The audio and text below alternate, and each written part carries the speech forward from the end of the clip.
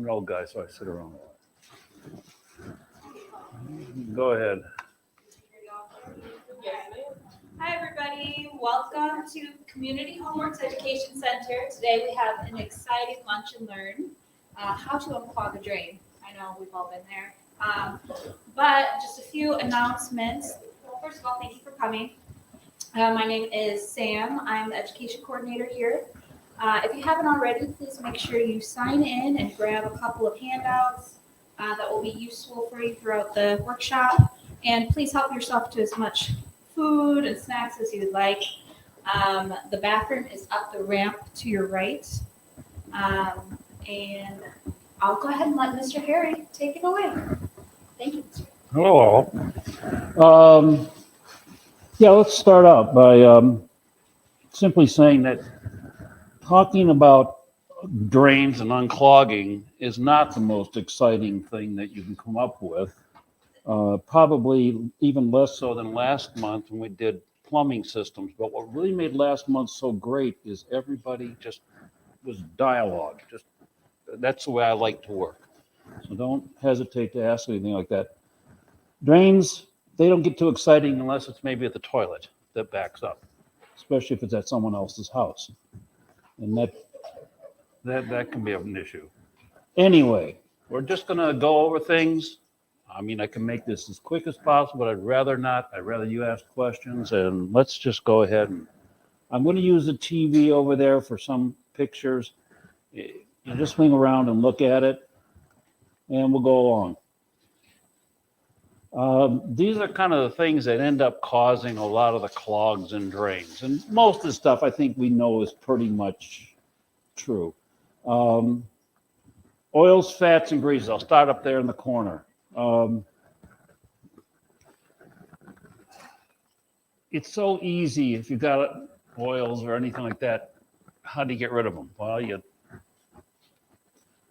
I've been notorious for trying to get them down the drain, and it's caused some issues, particularly fats, meat fats especially. They'll start building up in the drains.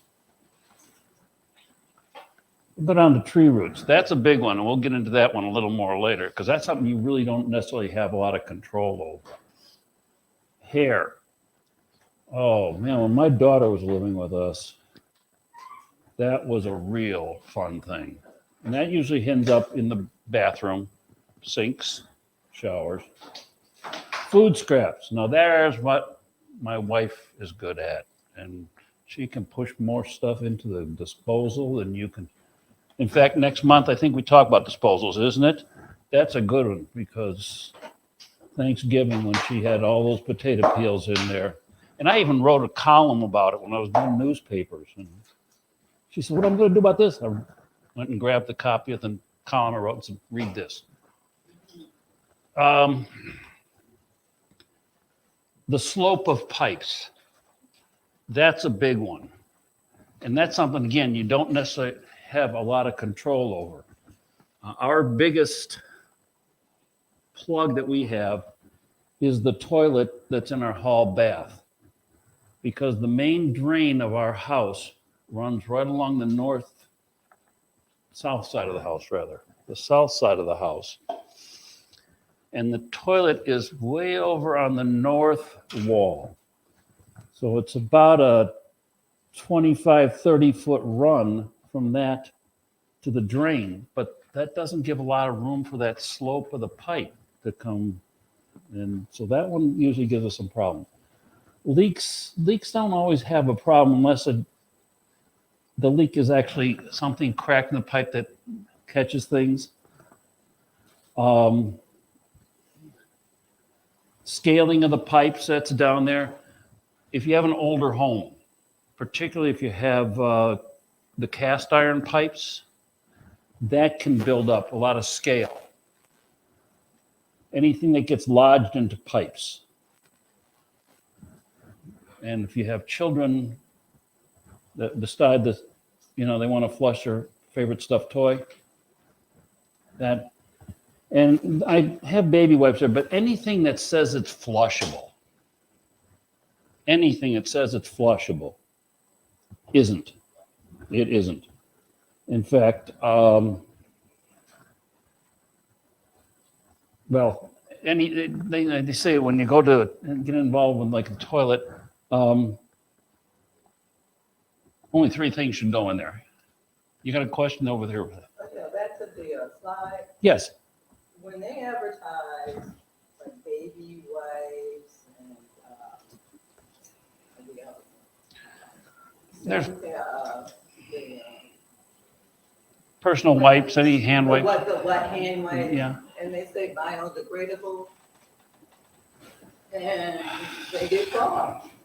How long is that process How long before it biodegrades? before?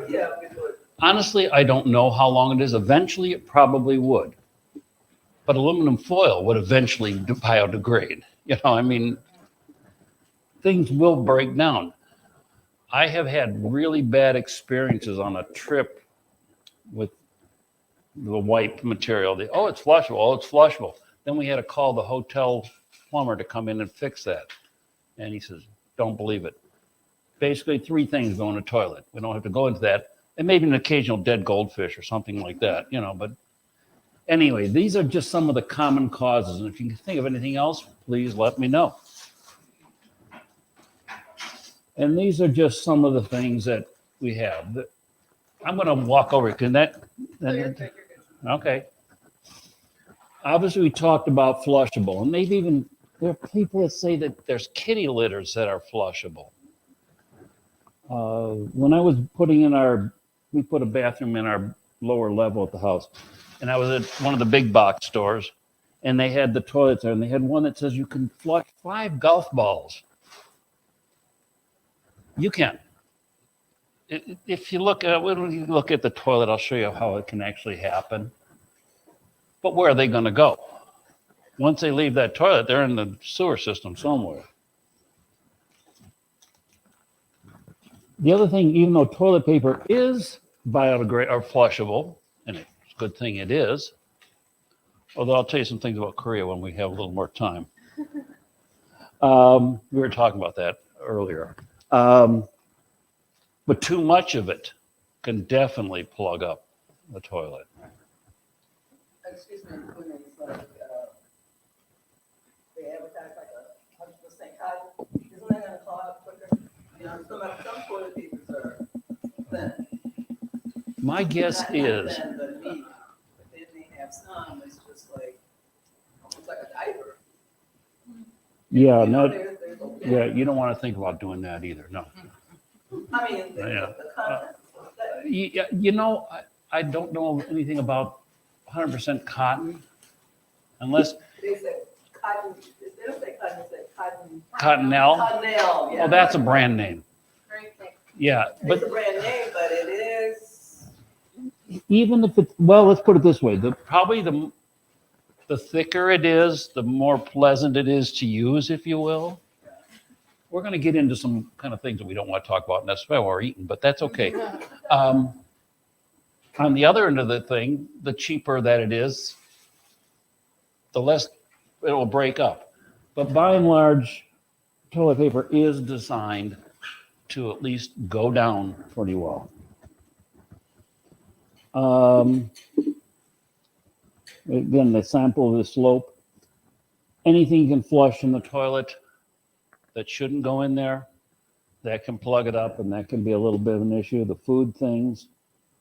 This is the example of some of the scaling that can happen. Now this, I think I took this picture, I took it off the internet, that's where I steal everything from. That almost looks like it's a water supply pipe, but if you have cast iron drains, and if you have a house that was built,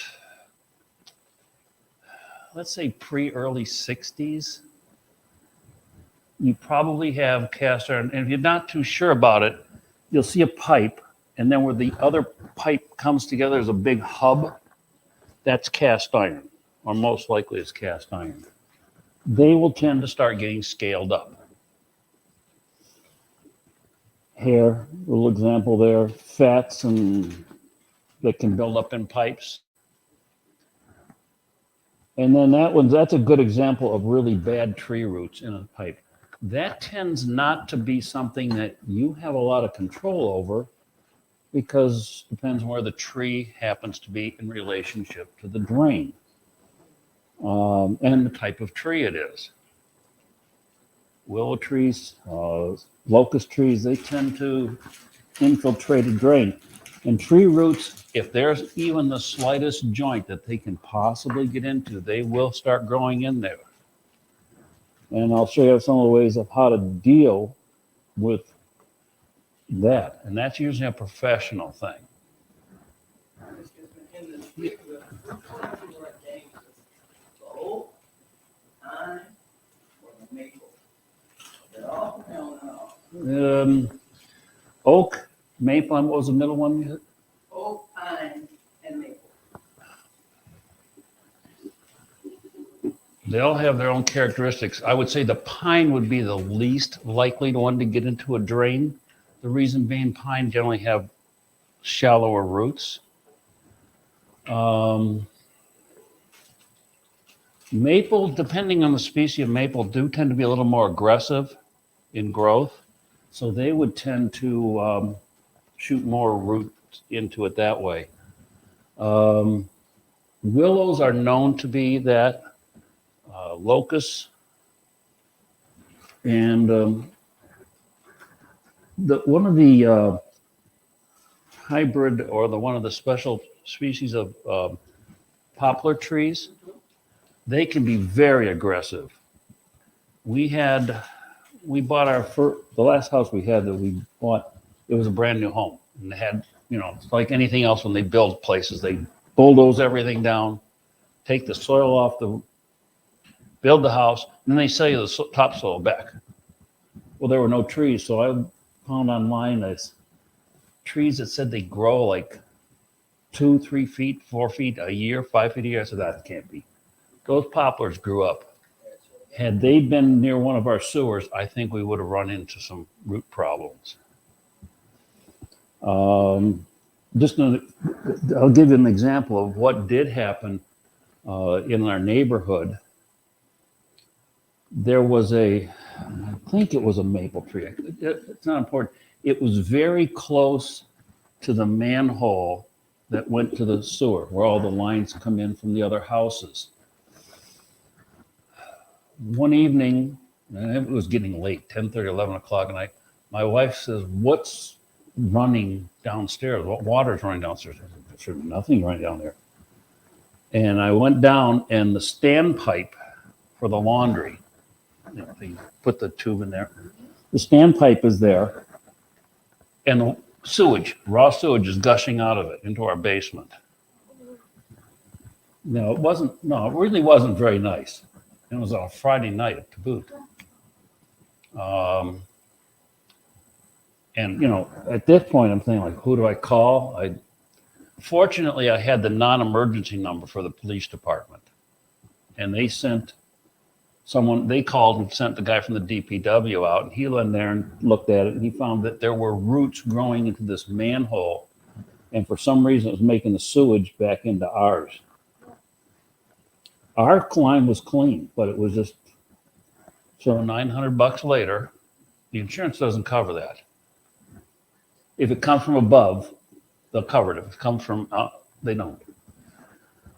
So, long story short, we did get it taken care of. I had Belfour come out and clean the basement, and to turn the bill into the township, and they did cover it. So anyway, that's what we have.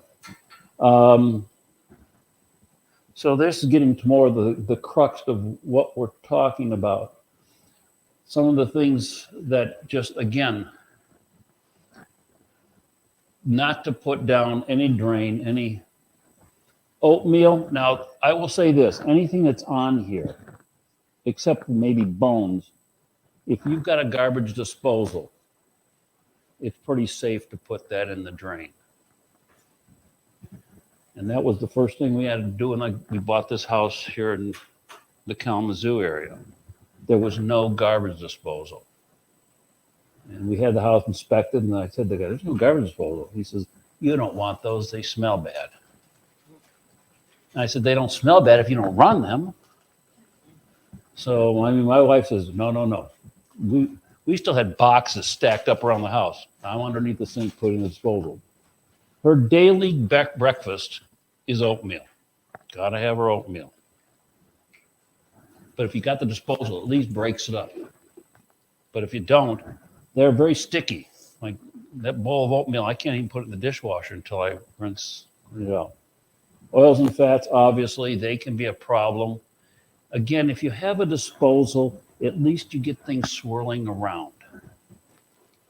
Bones, a disposal will take like chicken bone. Oh, come on through. We're all friends here. Eggshells, again, garbage disposal, they actually do pretty good for a disposal. They kind of break up and help clean them out. Stringy vegetables, well, that's a problem no matter what you have, but they will go through. I'm notorious for putting almost anything in there.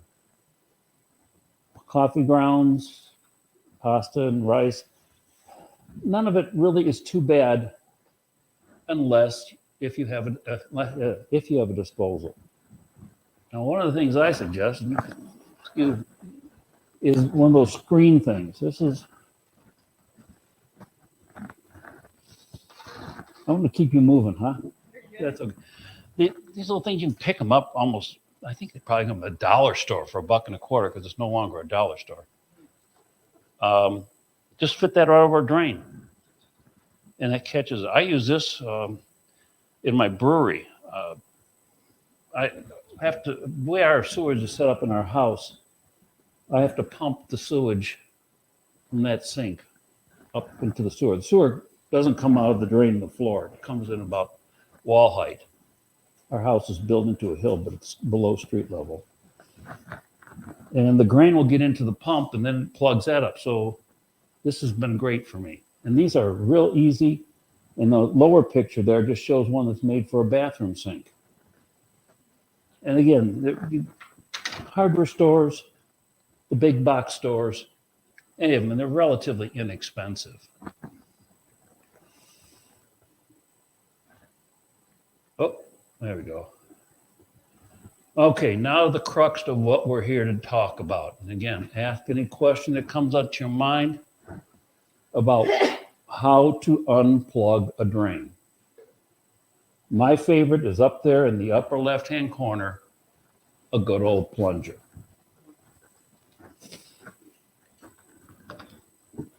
They're really great in a sink, kitchen sink. They're flat, they're easy to get in there, work it a couple times. I found that most times a plunger will do the job. I should get a little something like a string or something so it can just follow me along, you know? Obviously, too, they work great on toilets. But not less, but there's the ones that are like two-purpose. And that just pulls that out, fits in there well. The one I brought from home is in that bathroom I was telling you about. And that stays right there close by because that one does give me a lot of trouble. Let me push that so you... Okay. Again, a plunger does the job. And a bathroom sink, which is properly called a lavatory. We always refer to the toilet as a lavatory, but this is, that's my architectural days.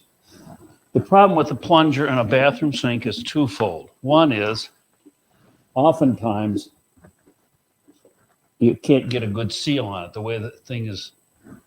I'd like to turn this over this way, but I'm afraid if I push it this way, it'll go over. And so if you want, you need to stand up or something, please feel free, or just take my word for it. I wouldn't lie to you about that.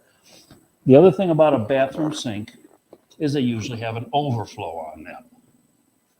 Okay, and that's it. Usually, it's right there. You can draw it. You can draw the sink on the whiteboard. Maybe that would be good. You want me to draw a sink? I used to like you. All right, I will do that.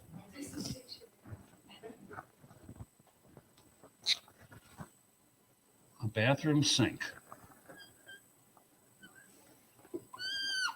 And they usually have 2 layers. We'll get the drain in here. And then there's an opening, and that's the overflow. So when, I should have used that color for the water. The drain comes down, and water goes in and it goes down. Bathtubs, bathroom sinks, especially when you have children, sometimes let that get plugged up and it goes here and goes here, and then the water can drop down. That's what I mean. But if you use a plunger on this and there's any obstruction in the drain, all the pressure is going to come right back out the overflow. And the same is true on a bathtub. Usually the overflow is that round circle that's where you can flip where the drain is. If you have that kind of a drain, they're a little harder to plug up with a towel. But in the lavatory or the sink, just stuff a rag or a towel into that opening, and usually it gives you enough force. Okay, that's my favorite. That's what I tend to use. Doesn't always work, but I would say at least most of the time it works. When my daughter was home, and the hair, she's got like you've got, beautiful long dark hair. Except it's not beautiful when it's in the drain. The one thing that worked best for me was the grabber. Took me forever to set that up. No, I'm not gonna. And this you can, these things, I know you can pick them up at hardware stores. I know you can pick them up at the discount hardware store, that Harbor Freight. I know you can pick them up at probably a dollar store. And all it is, if you haven't seen one, you see those. You can see those little fingers in there. You stuff that down in, push the fingers, and it'll grab whatever there and pull it out. Semi-successful, but it might give you a good start on what's in the drain, what's clogging the drain. Even simpler, and I know you can pick up something like this at a dollar store. I've seen it. And this is just a little piece of plastic. Oh, I'm going to chase you again now. But it's got little sharp edges on it, like a picker bush. And you can push that down into the drain. And supposedly, those will pull whatever's in there out. It does work somewhat effectively on hair. I've had limited success with this, but at least it's an easy start. It's certainly easier than even dragging out a plunger. My wife's favorite thing for clearing up drains, particularly the bathroom drain, is vinegar and baking soda. That has had a lot of success with that. Baking soda, about a cup, maybe half a cup, maybe a little more. Cup of vinegar, heat it up a little bit. Don't start boiling it, besides the fact it stinks.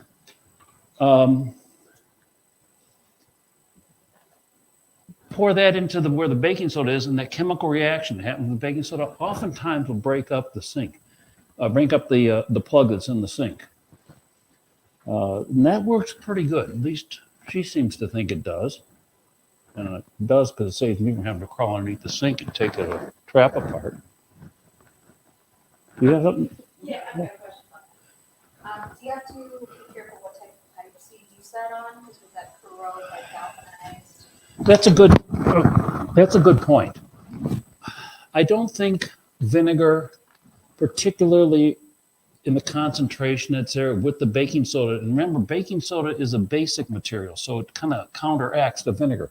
I don't think you're going to run into trouble with that.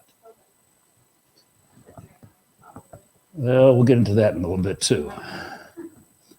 Okay, So good. You put baking soda in first. sprinkle the baking soda in, then the vinegar on top of it. And then some hot water. Now, I've got a picture of boiling water there. Boiling water.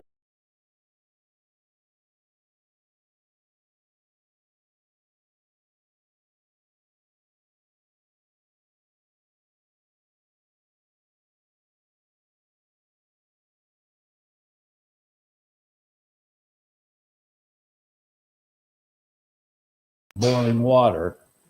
Bless you. Did that go on? Obviously, the hazard of the heat is bad. But the other thing that's bad about boiling water is if you have any PVC plumbing, plastic plumbing. Now, this is a good example here in the sink demo of PVC drain pipes. If you have an older home, you probably don't have that.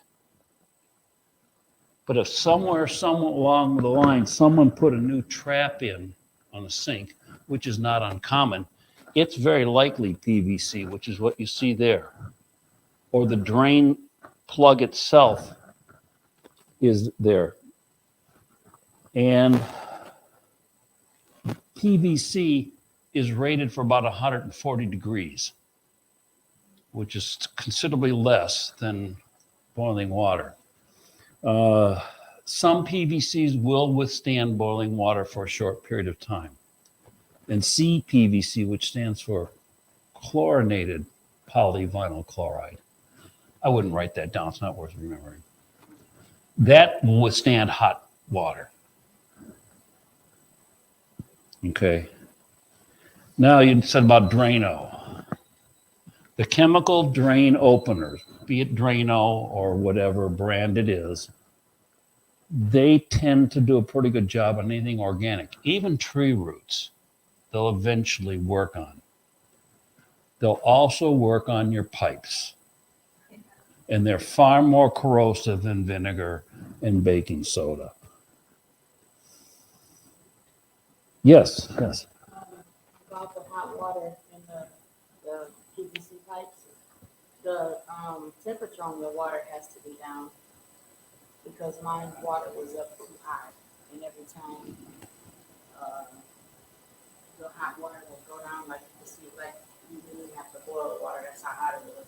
It messed up my pipes.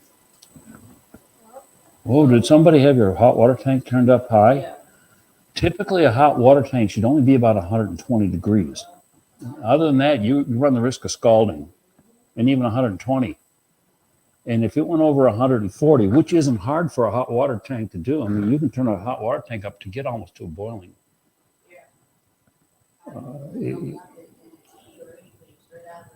Ooh.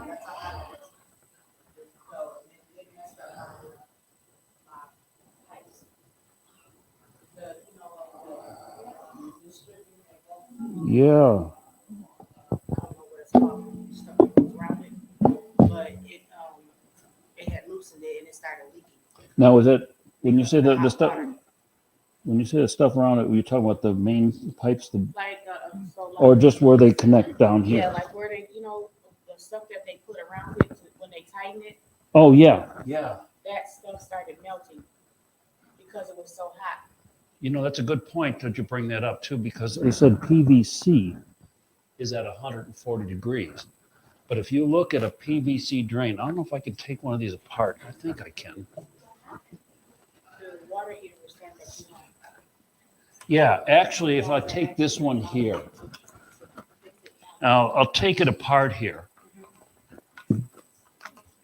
And there's a gasket on there. Okay. Now this one feels like it's silicone. That's probably not so bad. But most of the ones that you have are just polyethylene, which is the same stuff milk cartons are made out of.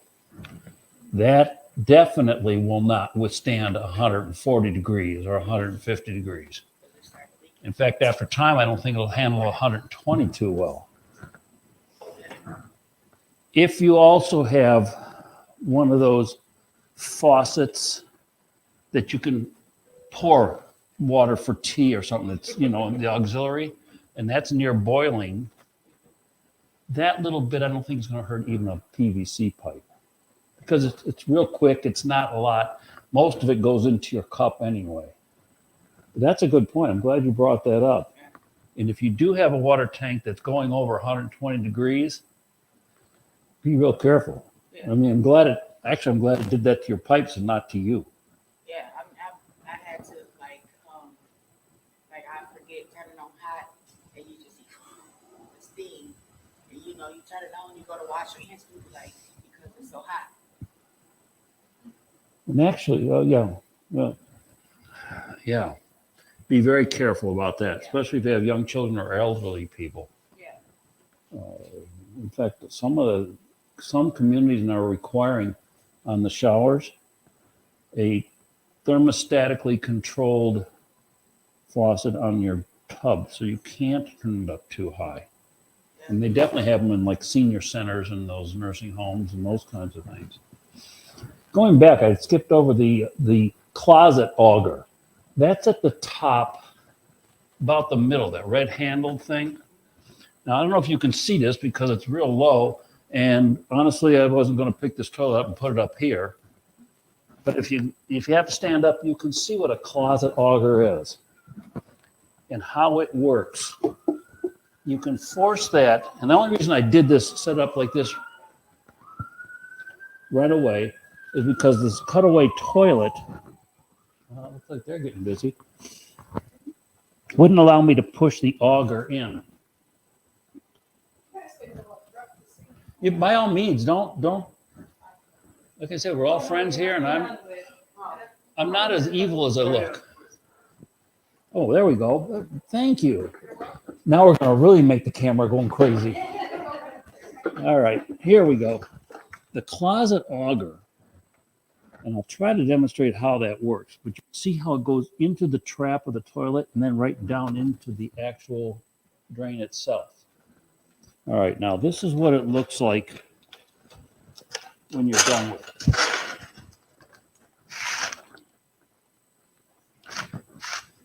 it. It comes like this, and again, Home Depot, I'm not even going to promote anybody. Hardware stores, big box stores. I think I got this one at, again, Harbor Freight. It doesn't have to be that good. What it does is you take this and you can work it into the toilet. And then as you start pushing the spring down, and it's not going to work as well as I'd like because it wants to fall off where the cutaway is. You can turn the handle, and that little spring is like an auger. And if there's something in there, again, what oftentimes causes plugs in toilets is usually something was pushed in there or too much paper. Again, my lovely daughter was real good at that. In fact, I think the last time this was used is my son-in-law came and got it for her daughter. Okay, or their daughter. But anyway, this is a closet auger. You know, you can even rent these things, I think, but I don't think you have to because they're very inexpensive.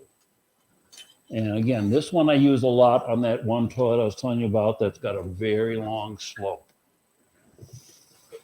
These augers, oh, they're, oh. I was just checking out what you put in here. Oh, well, come on, join the party. They got food here too.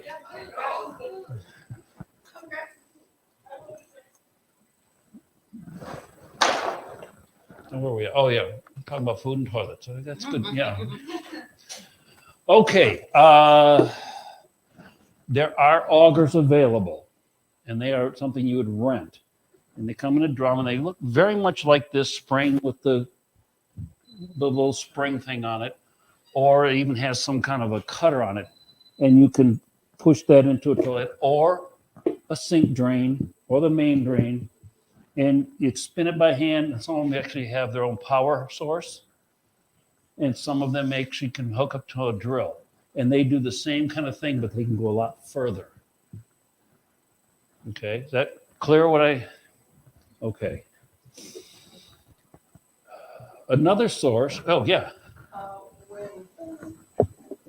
you call Roto-Rooter, that was Okay, yeah. just drain, they use a machine. And it- Looks a lot like that one in the lower I right-hand don't corner. know, it's like in the car, it's in the truck, you don't see. Oh, okay, it's just a big truck-mounted version of it. Right, yeah.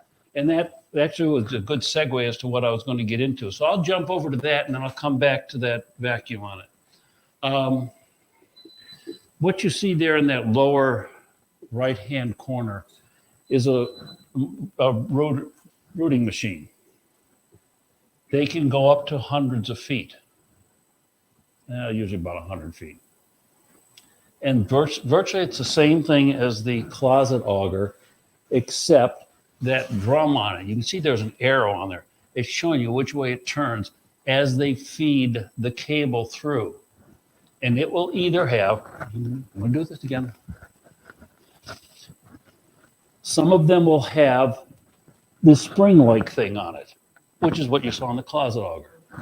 Sometimes they'll have cutters on them, like those. And that's more for like tree roots, okay? And then they have other forms of cutters, and this is kind of a picture of what the cable looks like. This is something that's probably more for a professional. Okay, and again, something like that or the rooter truck, they will find the main drain in the house. And there's a main clean out somewhere. Usually it's in the basement. No, newer homes are required to be outside the house. And you'll see somewhere near the house itself where the main sewer goes out to meet the street sewer, there'll be a plug of some sort. And they can go in there with that and they can push it through to clean out tree roots. I had that in a house I had in Detroit. And fortunately, my dad didn't pay anybody to do anything. We went out and rented that thing and he reamed out the pipe for us and did a nice job. But, you know, the drainage thing, and I don't know that's a big problem with some of the flooding that they're having here in Kalamazoo either. I think that has to do more with old sewage, old sewer pipes, and the lay of the land. There are chemical root killers that you can pour in there. I haven't seen a lot of success with those. And again, you're running into an environmental situation, the same thing you would with Drano or any of those chemicals. You got the environmental thing, and you're also harming the pipes. The other thing that has worked, I've seen work, I've yet to try it because I haven't had to, it's using just a simple wet dry vac. Okay? And again, using a wet dry vac on a sink, you have to plug up the overflow and then use a towel to kind of act as a gasket with the hose, and it'll usually suck out what's in there. What do you mean by using the towel up the suction on it? You put the hose on top of the drain Right. and then use a towel to kind of seal it up. Okay. And again, if you don't do the overflow, it's going to just suck air. And actually, I've learned this from Gary, who's one of the instructors who comes here. And he talks about water tanks and toilets and things like. He's a plumbing inspector over in Ostimo too. He's the one who put me onto the vacuum. I haven't yet had to try it yet. Give my wife time; she will probably give me a reason to. But anyway. Like when you do, like I had to call Roto-Rooter once before, and I'm not sure, it was like a type of acid stuff that they had to use. If it's a chemical, Like for the roots. if it's chemical, it's probably like that root killer that's in that picture there, or the Drano kind of thing. It was like a powder that you used. Probably to soften the roots. That's what I would think. Okay, yeah, it probably what happened is it got in there and it absorbed into the roots and cleared it out away from them, but eventually the roots will grow back. Yep. Back to a question, you said the clean out drain, Yes, usually in the house, how do you know how to locate, because I've never even thought about a clean out drain in my house. well, Is it in the basement? it's probably in the basement. If your house is less than, say, 10, 15 years old, it's probably in the basement. Fifth floor? Um, what it will look like, and it could be on the floor near one of the drains that are on the floor, or it might be where the sewer leaves the house. So put it somewhere near the basement wall. It will look, I'm going to do this again now. I'll use the brown one. Oh, I want to say one of the things back in the day, they used septic tanks because it wasn't, hooked up to the city sewer. right. And maybe 10, 15, some years ago, It's- it was from the septic to the city Right, yeah. city of sewer. And how do you know whether or not they actually hooked from the septic to the city? How would you know? I mean, even though they said they did and they just bill. Okay, let And me you go. get Let me back do up. this one, and then we'll go right back because that's an excellent question. How do you know your drain clean out is? It's Yeah. usually about that big around. I use brown this time because it's kind of appropriate, right? And then it will usually have a square nut on it. Looks like this. And it may be in the floor, maybe in the wall. In my house, as I said, I don't have elevated sewers. Our sewers are at the right level, but our house sits below street level. And so the sewer comes out right about this height, and I have a clean out right there. All right, now let's get into that septic because that's a real good question. Are you in the city? Do you live in the city or the township? Townsend, Portage City. Okay, Portage. Then you had septic tank. Okay, because I don't know if there's ever been a septic tank, and I'm sure there were in the city of Kalamazoo, but not in this area. Anyway, that's a good question. If you had a septic system, and anybody who has a septic tank system, avoid Drano or any of those chemicals. That's the first thing right off the bat. Yes. Now, how do you said they came in with sewers where you live, and then you had to hook up to them. Okay. Okay, it's been some time ago. How do you know they hooked up to it? Are your toilets backing up? Are your tubs backing up? It has backed up once. Once. We had a flood. Yeah, okay. I don't- Typically, it doesn't every time, all the time. If you were still hooked up to the septic tank for that long a time, it'd be plugged up. You'd know it. Okay. Yeah. And they probably charge you quite a bit, like thousands of dollars, I suspect, to hook it up. To rehook it? To take you off the septic tank into the city sewer. Well, that's what they were supposed to do. How would you know if I have a neighbor, and that contract was for, go from the septic tank to the city sewer? Yes. It looks like, maybe, is that 20 years ago, 18, 20 years ago? When the city went to the, sewer drain. Because it Right, yeah, was this- sidewalks and all that. And they found out later that it was never hooked up. Well, then somebody broke the law. That's what they came down to. How do you know? Did the neighbor have a lot of backup problems? That's, yeah. Usually the backup usually came in the winter time, every winter. Okay, yeah, because the septic tank probably froze.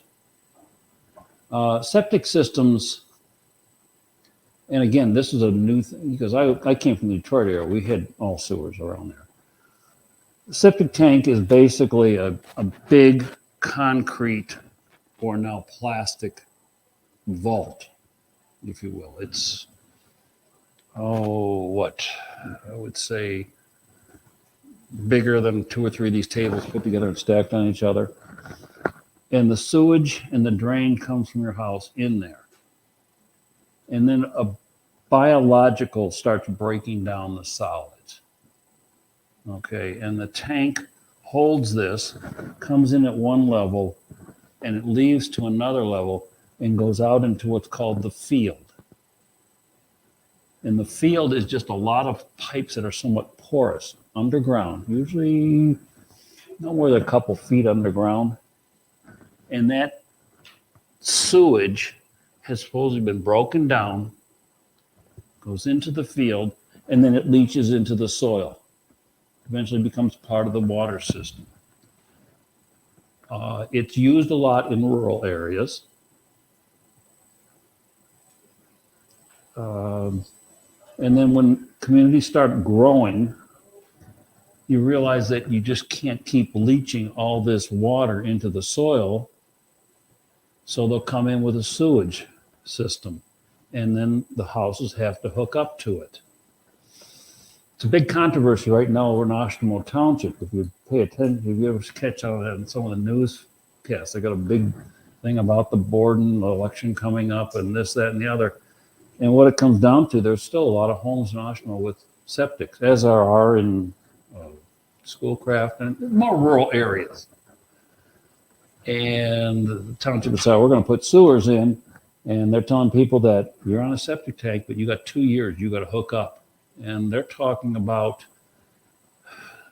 $7,500 in assessment just to put the sewer in front of the house, and as much as $10,000 or more to hook up your house to the sewage.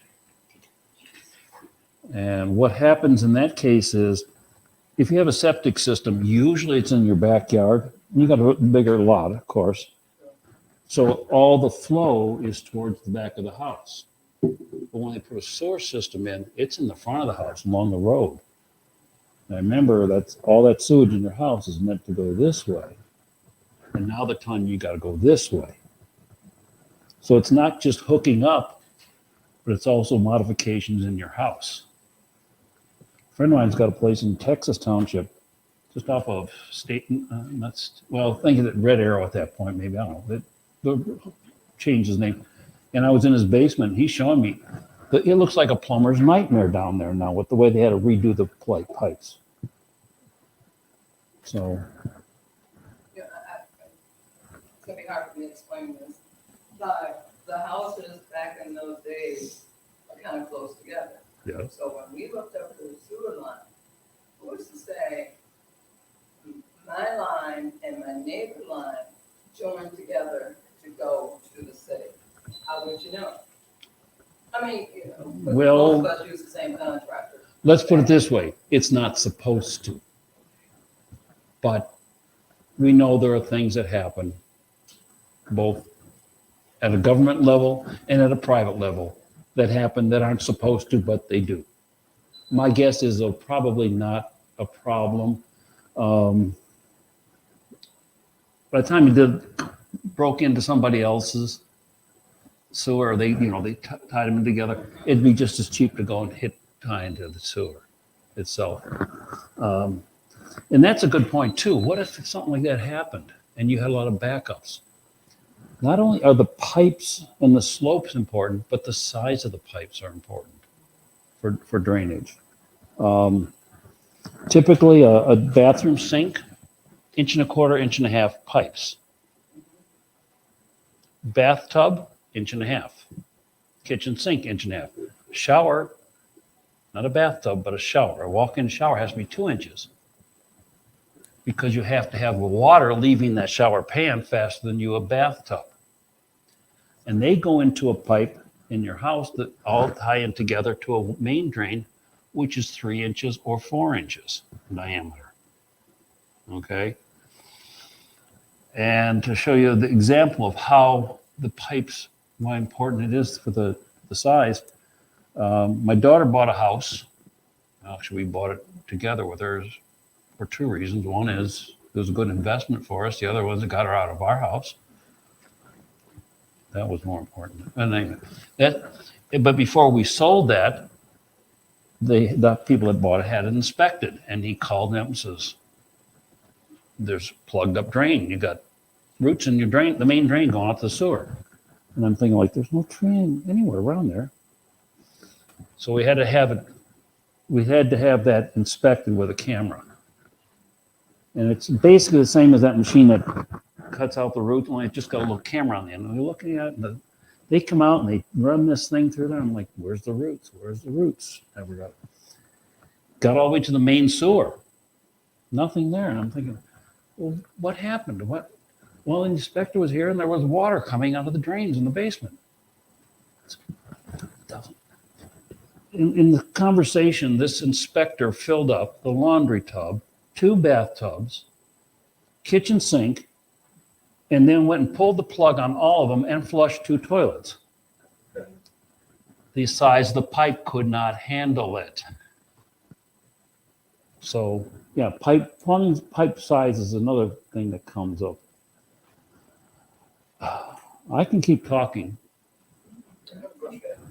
but I'm going to, this is where I want to know what you need to know.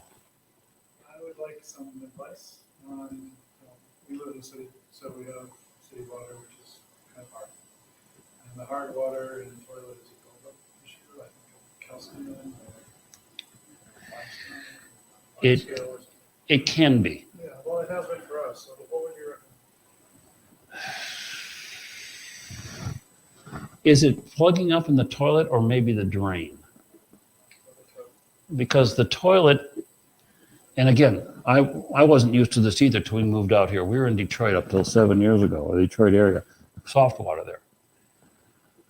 The biggest thing I've noticed with the toilet until we put a water softener in was you notice like a scum around the top of the toilet. But it's getting into the trap that's in the toilet down there. It's usually pretty smooth. And so I don't think the calcium builds up there. I think if you're having trouble with that, it's probably in the pipe somewhere. Vinegar is good for the calcium, but if it's a certain point where it's actually holding back on your plumbing, it may need to be rooted out with some sort of a rotor machine. Now, do you have cast iron pipes in that house? So 1955 house, so It could. different repairs at different eras. It probably doesn't have PVC though, right? Yeah, some of it. Some of it is. My guess is if you're having trouble with plug block up and you think it's the calcium that's causing that, or It's the hard water. It's whatever. yeah, but that's calcium carbonate is what it is. Yeah. It may come down to where maybe you just replace the toilet, see how that works. But that, that's an expense and that's putting something that may not, it's like when take a car to a mechanic and says, well, this might help. And he puts a new part in, it doesn't do anything. You can do that. The other option you might want to consider, and I'm going to guess, and hopefully what I'm saying might help, pull the toilet up and see if you can rent one of those augers. Now you don't need one like that. You can be a handheld unit. See if you can get that to scrape through the inside of the pipes. My guess is though it's probably something else in there that's starting to plug up. It's possible. I mean, it's very possible that the calcium is building up. How long has that been going on for you? We've been in this house for 10 years. And it's always been like that or just starting? Seems like it's constant battle. Hmm. Is there anything you have to do discovering that? I'm still thinking something about it. And is it just like one toilet or is it all the drains? Oh, we only have 2. Okay. It doesn't come off the drains. So I mean, that might be the start there. Do you have more than one toilet in the house? And they both act up. It might be just one of those situations where you got to start at one end and just start working your way down. And could it even be that the main drain from the house is backed up with something? possible. That, if it's affecting all of them, I think that's a good start. But You know, I mean, if it were me, I think I would start there. That's, and I hope that helps. And of course, obviously, it's, if you have somebody come in and do it, it's going to be an expense that maybe you don't need to spend, but at least you'll know. Or if you do it yourself, you just got to rent the machine, and you can go to any rental shop, they'll have them. I recently had a drain that backed up, and I had someone come out and unsnake it on my side, but it still was flooding the basement, so I ended up needing to call the city and having the city snake it from their side. And so maybe when should you call the city as a whole? The city came in and did the drain for you? Wow. Wow. Well, if that's the case, call them right away. I mean, if you think it might be the city, any other community I know of, you're responsible for anything from your house to the main sewer line. So if a city here in Kalamazoo is doing that, take advantage of it. So I was gonna recommend or suggest to you, sir, is that you consider calling the city? I will give an adjustment, we had a basement flood briefly a couple of years ago, and it was on Sunday night, 10 o'clock. Wow, that's gonna cost a lot.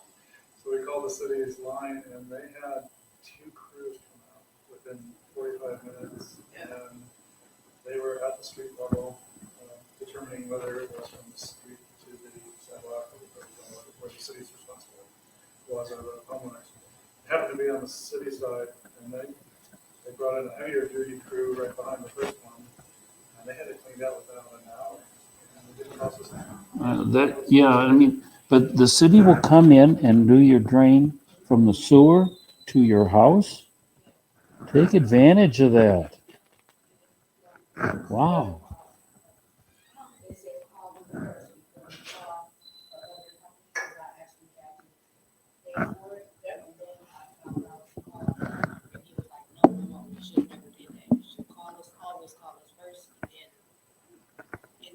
If it is something that they can't take care of, then you are responsible. Yeah, that's a good deal. Yeah. The flip side is consumers sent a notice out saying that the gas line from outside to your house, they take care of it. But if there's a problem between your house and the gas line, then that's my problem. So therefore, I took the insurance because I remember, this is an old story, I remember the cable company used to say the same thing. From the cable line to my house, they would handle everything, but the problem was the inside, that's me, it was always the inside. Yeah. I mean, that's any utility, generally speaking. Anything from the main Yeah, to your house is your responsibility. But now gas and electric, they tend to not want you to do anything with that, just because of the safety hazard. they offer you a plan. Oh, yeah, they're consumers excellent at plans. So if it happens, they will, but the cost is on you. Okay. Yeah, and that would have to be because honestly, any of the utilities that we're talking about now, you start messing with things from the main into your house, you should have some good knowledge of it. And, especially electric and gas. But you don't know where the problem is, you just know there's a problem, right? Yeah, and generally you can tell. All them. Oh, yeah. So It's here. now consumers, You can't see here because all the lines are. Yeah, and- are floating in the air. but again, we're getting into the drain, going back to drain because Oh, yeah. but I know that consumers, if you have a drain issue, main drain issue from your house to the main sewer, now you're saying they'll take care of it. That's great. But I know any time other than that, I've had to call, or in this case, my dad came out and helped me out with that. Because, because he would not pay to have anybody do anything. Even if it meant he had to do it wrong, he was going to do it. My dad, I think grew up during the Depression. I mean, obviously he knew, he was the best chainsaw carpenter I've ever seen. And chainsaw electrician too. It scared the heck out of me. But anyway, that's another story too. So, yeah, anything else? Anything else? I mean, typically when I do this, I oftentimes have a meeting that I have to go to right after this, and I don't have that meeting today. So I can stick around here, and if nothing else, I do have a question. The upgrade of calcium around your faucets, what is that? that's the hard water that's here in Kalamazoo. It's calcium carbonate is what it. How do you keep that clean? Vinegar is really good. In the spring, if you go to like a home and garden area, they sell a vinegar, which is really acetic acid, which is more powerful to use when you spray on like where weeds come up through the cracks, and they sell it that way. It's just a stronger vinegar. Or they have like, what's that stuff called? CLR, the calcium. Basically, that's just another kind of acid. That'll clean up. Yeah, I mean, I noticed that here when we moved in this area, they didn't have a water softener in the house we bought, and we had the fiberglass tubs, shower things, and they were just caked, felt like sandpaper. And so I put the water softener in, and I used, I think I used vinegar and soft scrub. I cleaned that up. Soft scrub, yeah.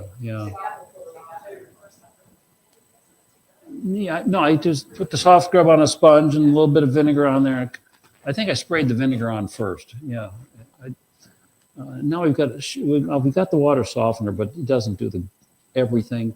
Now we've got glass shower doors on there. My wife, I love these. They look so good. And it's like, yeah, they look good when they were standing there in the showroom, but now that we use them, so there I use a single edge razor, and a single edge razor, and I start scraping it with vinegar or water, and toothpaste is good. And I'll tell you the other thing: if you got glass shower doors, I've learned the toilet cleaner, that's kind of gel-like stuff. You squirt that along the top, and when it starts coming down, it starts breaking that stuff down too. And that was just something I ran across someplace.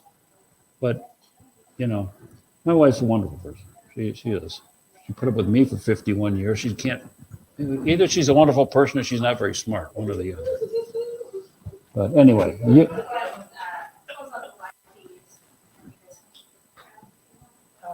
oh no, I want everybody to see what I'm saying. Go ahead. Camera this way. Thank you everyone for attending in person and virtually. I hope you learned a lot about unclogging drains. Thank you to Mr. Harry. No, thank you. Wonderful No, you guys, this is exactly the way I like to see a program done. And if you come back on the garbage